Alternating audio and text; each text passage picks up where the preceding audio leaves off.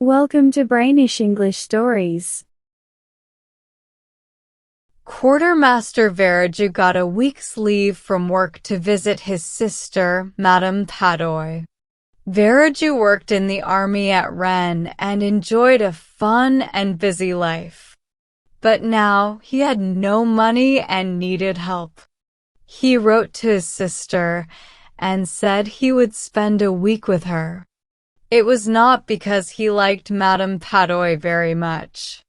She was serious, very religious, and often angry. But Veraju needed money, and he thought the Padoys were the only family he had never asked for help before. Père Veraju, his father, had been a gardener in Angers, but had retired from work. He had stopped giving money to his careless son, and they hadn't seen each other in 2 years. Veraju's sister had married Padoy, who used to work as a clerk in the treasury. Now, Padoy worked as a tax collector in Vannes. When Veraju got off the train, he asked someone to show him the way to his brother-in-law's house. He found Padoy in his office, talking to some Breton farmers. Padoy stood up, shook Veraju's hand across a table full of papers, and said, "Take a seat. I will be free in a moment." Then he sat back down and continued the discussion. The farmers didn't understand what Padoy was explaining. Padoy didn't understand their side of the argument. He spoke French, but the farmers spoke Breton. The clerk helping as an interpreter also didn't seem to understand either language well. This went on for a long time. Veraju watched his brother-in-law and thought, what an idiot. Padoy was almost 50 years old. He was tall, thin, and slow in his movements. He had thick, bushy eyebrows and wore a velvet hat with gold designs on it. He looked kind, and everything about him, his voice, his actions, his thoughts, was gentle and calm. But Veraju kept thinking, what a fool. Veraju was very different. He was loud and loved spending time in cafes and with women. These were the things that made him happy. He didn't care about anything else. He liked to show off and often felt he was better than others. When he said, what a party. It was the best compliment he could give. When the farmers finally left, Padoy looked at Veraju and asked, "How are you?" Veraju replied, "I am fine, as you can see." "And how are you?" "I am very well, thank you," said Padoy. "It is very nice of you to visit us." "I have been thinking about it for a while," Veraju said. "But, in the army, we don't have much free time." "Yes, I understand," said Padoy. "Still, it is kind of you to come." "And how's Josephine?" Veraju asked. "She is well, thank you. You will see her soon." "Where is she now?" "She is visiting some friends. We have many friends here. It is a very nice town." "I thought so," said Veraju. The door opened and Madame Padoy walked in. She went over to her brother, but she didn't look happy to see him. She leaned her cheek toward him for a kiss and asked, "Have you been here long?" "No, only about half an hour," he said. "Oh, I thought the train would be late. Will you come into the living room?" They left Padoy, who was busy with his work, and went into the next room. When they were alone, Madame Padoy said, I have heard some things about you. What have you heard? He asked. I hear that you are acting badly, getting drunk and making debts. Veraju looked surprised. Me? Never. Don't lie, she said. I know it's true. Veraju tried to defend himself, but Madame Padoy started lecturing him.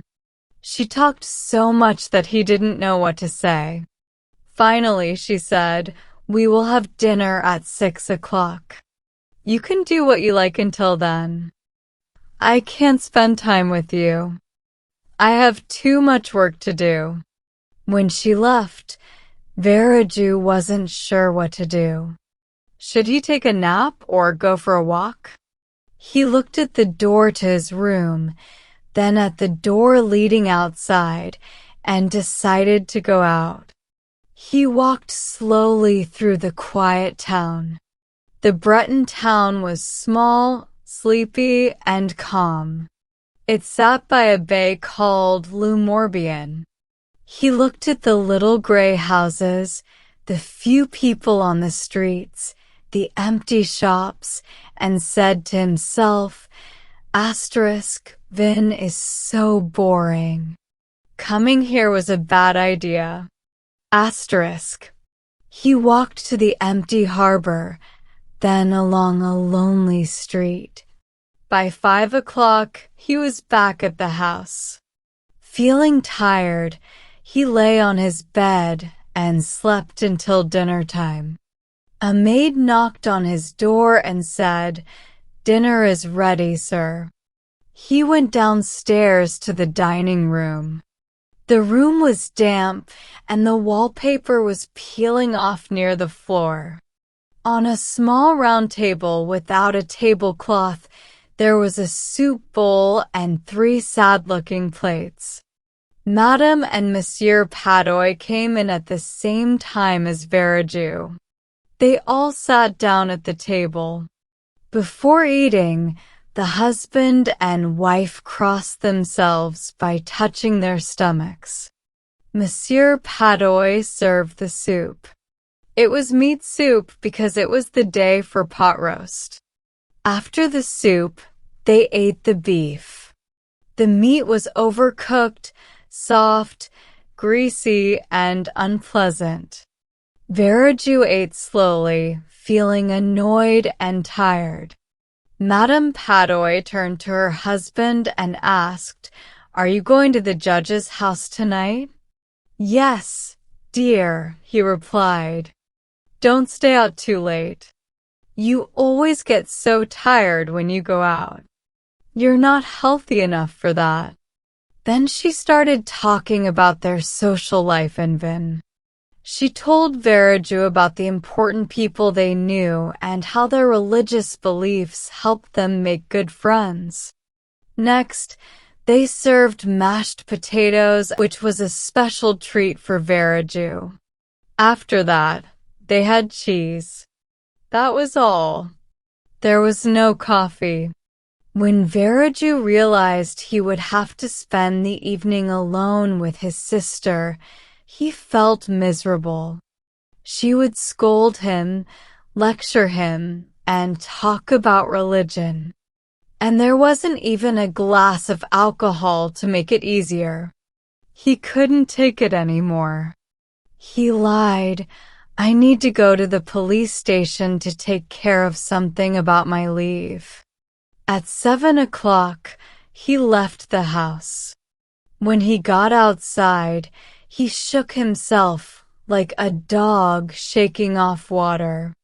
He muttered, Oh no. What a horrible life this is. Veraju left the house to find a cafe, the best one in town. He found it in a square, behind 2 streetlights. Inside, 5 or 6 men sat quietly, drinking and talking. They leaned on small tables while 2 men played billiards. The balls hit each other softly as they rolled across the green table. The players counted aloud. 18, 19. No luck. Good shot. Well played. 11. You should have hit the red one. 20. Missed. Missed. 12. Huh. I told you. Veraju called the waiter and ordered a small coffee and a little brandy, the best you have. Then he sat and waited. He was used to spending his free evenings in noisy places, full of laughter, talking, and smoke. But this cafe was too quiet. The calm made him angry. He drank his coffee, then the brandy, and asked for more. He started to feel excited. He wanted to laugh, shout, sing, and maybe even get into a fight. I'm halfway drunk now, he thought. I need some fun. He decided to find some women to keep him entertained. He called the waiter again. Hey, waiter. Yes, sir. Where can I have some fun around here? The waiter looked confused. I don't know, sir. Maybe here? Here? What do you mean? What do you call fun? I don't know, sir. Drinking good beer or wine, maybe? Forget it. What about women? Where can I find some women?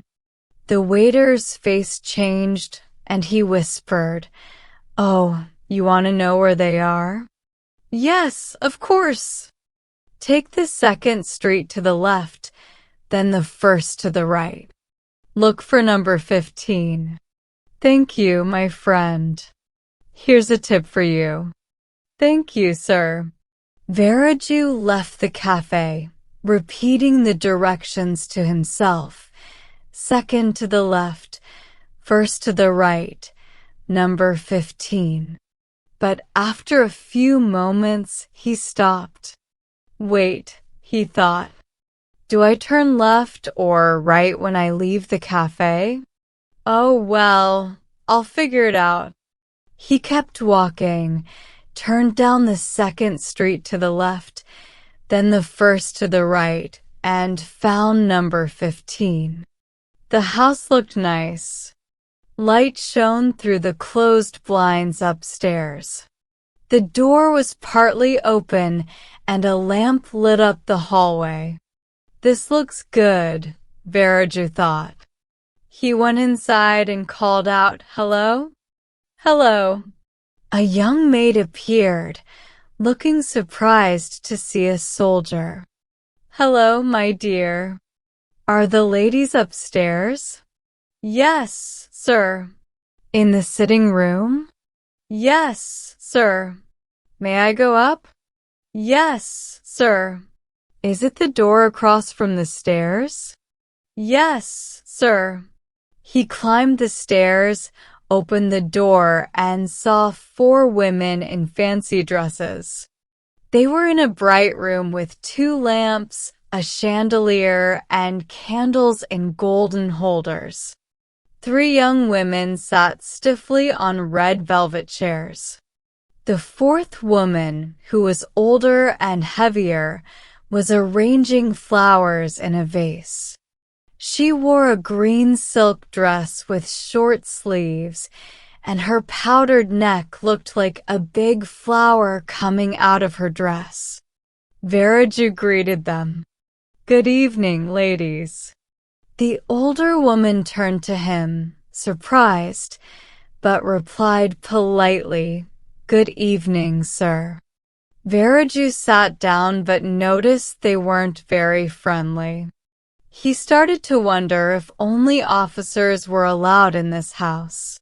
Feeling unsure, he tried to make conversation. Are you all well? Yes, thank you, said the older woman. The room grew quiet. Veraju felt awkward. To break the silence, he laughed nervously and said, Don't people have fun around here? Let me buy a bottle of wine. But before he could finish his sentence, the door opened. To his surprise, Padoy walked in, dressed in a black suit. Veraju shouted with joy, jumped up, and grabbed his brother-in-law. He spun Padoy around the room, shouting, "Here's Padoy! Here's Padoy! Here's Padoy!" Finally, he let go and looked at him. "Oh, you scoundrel. You're here for fun, too. What about my sister? Are you tired of her?" Veraju began to laugh loudly.